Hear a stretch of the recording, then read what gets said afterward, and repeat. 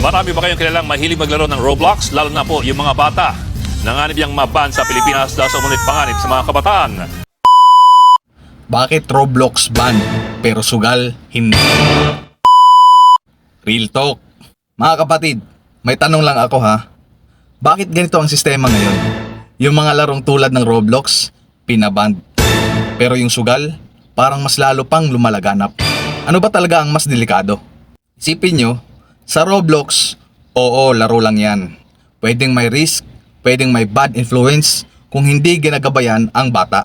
Pero at the end of the day, laro pa rin yan, libangan. Pero ang sugal, hindi lang libangan yan. Yan ang sumisira ng buhay. Ilang pamilya na ang nasira dahil sa sugal. Ilang tao na ang nalubog sa utang. Ilang kabataan ang nawalan ng direksyon dahil sa madaling pera na akala nila panalo. Pero talo pala. Mas masakit sa katotohanan mga kapatid.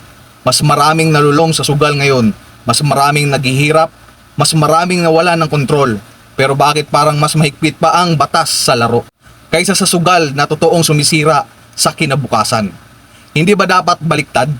Hindi ba dapat mas tutukan yung totoong problema? Real talk lang ha, hindi laro ang tunay na kalaban, kundi yung sistema na hinayaan ang sugal na lumaki habang ang ibang bagay pinipigilan.